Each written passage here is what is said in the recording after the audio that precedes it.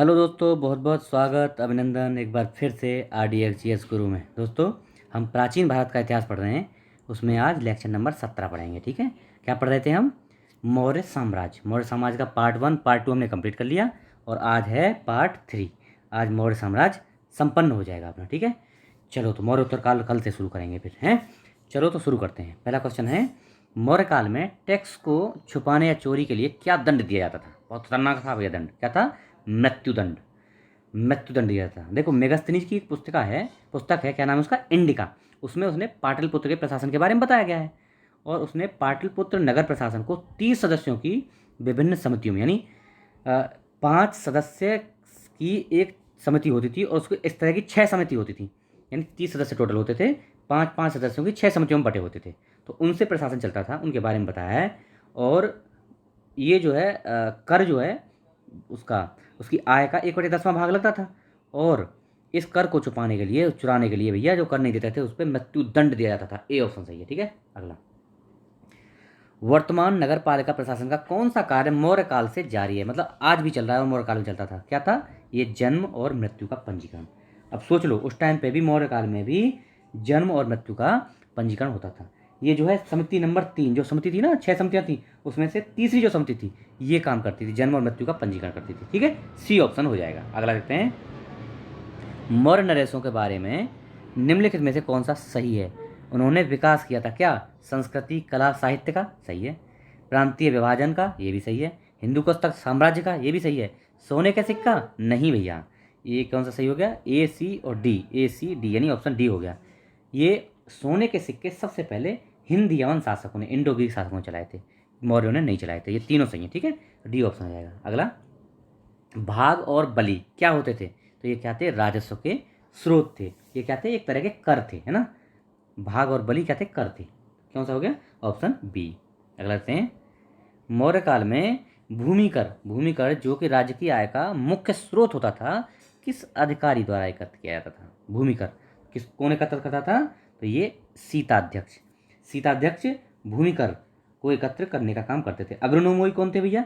ये थे जिलाधिकारी, जो आज के अधिकारी है ना, जिलाधिकारी, उस तरह के अधिकारी थे अग्रनोमोई। शुल्काध्यक्ष कौन थे? विभिन्न प्रकार के व्यवसाय और व्यापार करते थे, उनको बोलते थे शुल्काध्यक्ष। वहीं अक्राध्यक्ष खानों का नियंत्रण करते थे। ठीक है, चलो, मौर्य काल में सीता से तात्पर्य क्या था? सीता क्या था? राजकीय भूमि से प्राप्त आय। ये सही है, बिल्कुल सी ऑप्शन सही है। राजकीय भूमि से जो प्राप्त होती थी आय उसको बोलते थे सीता। ओके, अगला, मौर्य मंत्रिपरिषद में निम्नलिखित में कौन सा राजस्व इकट्ठा करने से संबंधित था? मतलब राजस्व कौन इकट्ठा करता था? तो ये था समाहर्ता। ऑप्शन ए, समाहर्ता राजस्व इकट्ठा करने का काम करता था। वहीं अंतपाल सीमा रक्षक, दुर्गों की रक्षा करता था। और प्रदेष्टा जो था वो कमिश्नरियों का प्रशासक था। ठीक है, अगला ऑप्शन ए हो गया।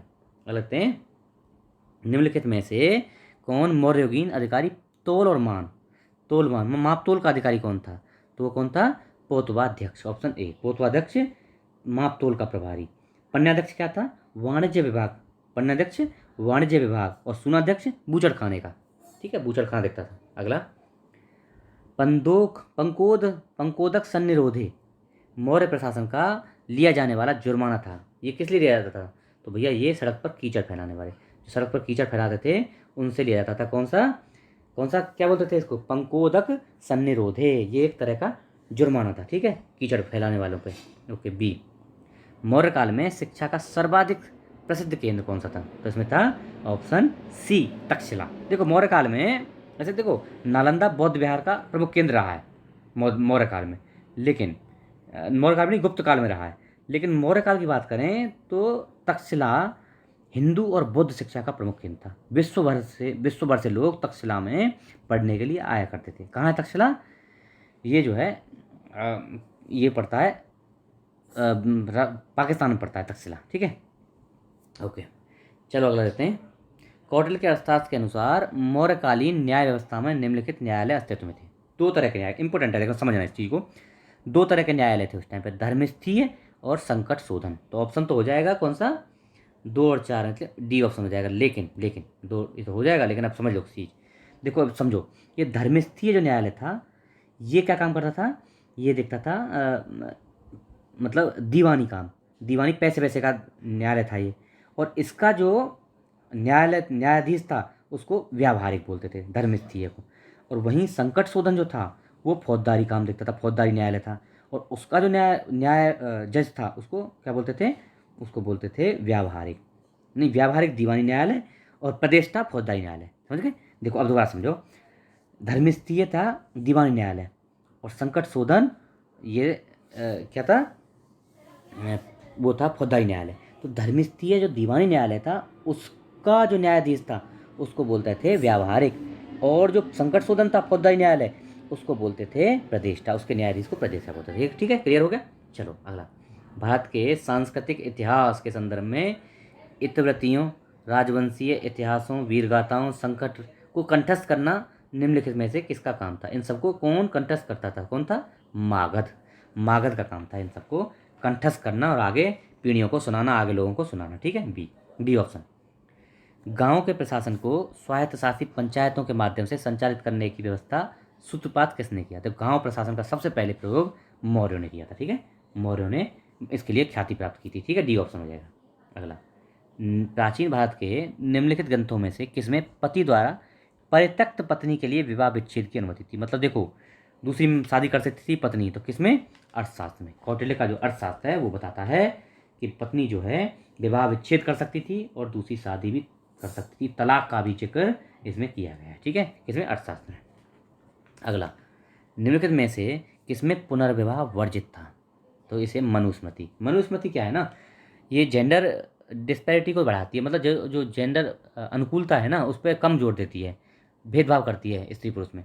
तो इसमें जो है, इसमें देखो क्या था, मतलब जो व्यक्ति था अगर उसकी पत्नी मर गई तो वो तो पुनर्विवाह कर सकता था, लेकिन जो पत्नी है, जो स्त्री है, उसका पति मर गया तो वो पुनर्विवाह नहीं कर सकती थी। इसमें जो है ये बाइसनेस दिखती है। ठीक है, तो ये बी ऑप्शन है, ये प्रतिबंध करती है। ओके, विदेशियों को, अब देखते हैं अगला, विदेशियों को भारतीय समाज में मनु द्वारा दिया गया सामाजिक स्तर क्या था? तो ये व्रात्य क्षत्रिय का, व्रात्य क्षत्रियों का स्तर दिया गया था। फॉलन क्षत्रिय, फॉलन क्षत्रिय। ओके, चलो अगला, निम्नलिखित व्यक्ति भारत में किसी न किसी समय आए, तो वो कैसे, कौन पहले आया कौन बाद में आया, आपको ये क्रम निर्धारित करना है। ठीक है, चलो तो सबसे पहले आया था भैया कौन? मेगास्थनीज के फायान। अब आप बताओगे, सबसे पहले आया था मेगास्थनीज। किसके काल में? सेल्यूकस ने मेगास्थनीज को चंद्रगुप्त के कार्य में भेजा था। सबसे पहले 3 हो जाएगा, 3 देखो किसमें, ए में है और बी में है। उसके बाद आया था फायान, फायान आया था चंद्रगुप्त द्वितीय काल में, तो एक 3 और 1 हो जाएगा, ये बी ऑप्शन हो गया। उसके बाद कौन आया है? हिनसांग आया है, और लास्ट में आया इत्सिंग। ठीक है, तो कौन सा होगा? मेगास्थनीज, हिनसांग, उसके बाद मेगास्थनीज, फायान, हिनसांग और इत्सिंग। 3 1 4 2। ठीक है, बी ऑप्शन हो जाएगा। ओके, चलो अगला देखते हैं, सूची 1 को सूची 2 से मिलाना है। देखो, चंद्रगुप्त कौन था? अब आपको मिलाना है, चंद्रगुप्त बोलते थे सेंडोकोटस, तो हो गया 2। बिंदुसार, बिंदुसार क्या था, क्या बोलते थे? अमित्रघात, बिंदुसार को अमित्रघात। अशोक प्रियदर्शी, और चाणक्य विष्णुगुप्त। तो कौन सा? 2 3 1 4 है कहीं? 2 3 1 4, 2 3 1 4, ऑप्शन सी। ठीक है, सी ऑप्शन है। अगला, निम्नलिखित कथनों पर आपको विचार करना है। तो अंतिम मौर्य शासक बृहद्रथ, अब ये भी एक फैक्ट हो गया, अंतिम मौर्य शासक कौन था? बृहद्रथ की हत्या उसके प्रधान सेनापति पुष्यमित्र शुंग ने की। बिल्कुल राइट है, और इसने शुंग वंश की स्थापना भी की। ठीक है, इसी को मार के, बृहद्रथ को मार के, पहला सही। दूसरा, अंतिम शुंग राजा देवभूति, ये भी एक फैक्ट हो गया। अंतिम शुंग राजा कौन था? देवभूति की हत्या उसके ब्राह्मण मंत्री वासुदेव कण्व ने की, और कण्व व्यवस्था, कण्व राज की स्थापना की। तो बिल्कुल सही है, ये भी सही है, दूसरा भी सही है। आंध्र के कण्व राजवंश का अंतिम शासक कौन था? अंतिम शासक को पदवंचित किया गया था, ये भी राइट है। तो तीनों ही सही है, डी ऑप्शन हो जाएगा इसमें, 1 2 3, डी ऑप्शन। ठीक है, चलो अगला, ईसवी सन के पूर्व की कुछ शताब्दियों में निम्नलिखित में से किन शासकों ने गिरिराज क्षेत्र में जल संसाधन व्यवस्था की ओर ध्यान दिया था? तो देखो, अब ये पूछा, ये थोड़ा सा फैक्ट रखना, ईसवी सन के पूर्व। अब आपको एक चीज़ बताऊंगा मैं, देखो इसमें एक चीज़ और दी है, इसमें एक तो है इसमें चंद्रगुप्त मौर्य और दूसरा है अशोक। लेकिन अब जल व्यवस्था के लिए रुद्रदामन ने भी काम किए थे, लेकिन सुदर्शन झील जो खुदवाई थी ना चंद्रगुप्त मौर्य ने, और अशोक का उसमें योगदान था, तो उसका जीर्णोद्धार रुद्रदामन ने किया था। लेकिन ये 150 ईस्वी की बात है, ये पूछ रहा है ईस्वी पूर्व, क्वेश्चन पूछ रहा है ईस्वी पूर्व, यानी ईसा पूर्व की बात है, तो 2 और 3 ही ऑप्शन होगा, इसलिए ये बी ऑप्शन होगा। 1 2 3 या 2 3 4 नहीं होगा, ये कन्फ्यूज करने के लिए दिया है ऐसा ऑप्शन। ठीक है, 2 3 4 नहीं होगा, क्योंकि ईसवी पूर्व क्वेश्चन में थोड़ा सा स्पेशल टाइम दे दिया है, ठीक है, इसलिए बी ऑप्शन हो जाएगा। देखो क्या हुआ था, चंद्रगुप्त मौर्य एवं अशोक ने गिरनार क्षेत्र में जल संसाधन के लिए ध्यान दिया और उसने सुदर्शन झील बनवाई, दोनों ने। देखो चंद्रगुप्त मौर्य ने बनवाई, अशोक ने भी इसमें अपना योगदान दिया, और रुद्रदामन ने 150 ईस्वी में इसका जीर्णोद्धार कराया था, इसको सही कराया था, ठीक है। चलो अगला, बराबर पहाड़ी की गुफाओं के विषय में निम्नलिखित में से कौन सा सही नहीं है, कौन सा सही नहीं है बताना आपको। तो बराबर पहाड़ी पर कुल जो है कुल 4 गुफाएं हैं, राइट है, बिल्कुल राइट है। 3 गुफाओं की दीवारों पर अशोक के अभिलेख उत्कीर्ण है, ये भी राइट है। ये अभिलेख इन गुफाओं को आजीवकों को समर्पित होने का उल्लेख करते हैं, बिल्कुल सही है। आजीवकों को ये गुफाएं दान दी गई थी, इसका उल्लेख मिलता है ना, अशोक ने बनवाया था आजीवकों के लिए, सही है। ये अभिलेख ईसा पूर्व 6ठी शताब्दी के हैं, ये गलत है। क्यों, कब के हैं फिर ये जो है 3री सदी ईसा पूर्व के हैं, ईसा पूर्व 6ठी नहीं 3री सदी के हैं, ठीक है, इसलिए डी ऑप्शन हमारा गलत है, वो गलती पूछा था। अब आपको मिलाना है, इसमें से बताना है कौन से सही हैं, 4 दिए हैं, इनमें से कौन से सही हैं। तो लोथल एंशियंट डॉकयार्ड बिल्कुल राइट है, सही है। Sarnath first sermon of Buddha, मतलब ज्ञान दिया था सबसे पहले, तो सारनाथ बिल्कुल सही है। Rajagiri learn capital of Ashok, नहीं भैया ये नहीं थी, कौन था फिर बताऊंगा अभी। Nalanda great seat of Buddhist learning, Buddha के लर्निंग के लिए एक धार्मिक क्षेत्र था बुद्धों के लिए, सही है, बिल्कुल सही है। तो 1 2 4 हो गया। राजगिरी नहीं था, लॉयन कैपिटल ऑफ अशोक क्या थी, राजगिरी नहीं बल्कि सारनाथ था ये। Lion capital of Ashok Sarnath को बोलते हैं। तो 1 2 4 ऑप्शन हो जाएगा, सी ऑप्शन हो जाएगा। तो ये हमारा मौर्य साम्राज्य हुआ समाप्त। आशा है आपको पसंद आएगा, आप लोग इसको शेयर करिए, लोगों को बताइए। अगर चैनल पर नए हैं तो सब्सक्राइब कर लीजिए और थोड़ा सा हेल्प करिए इस चैनल को बढ़ाने में। मैं आपको बेहतर से बेहतर कंटेंट देने का फुल प्रयास कर रहा हूँ।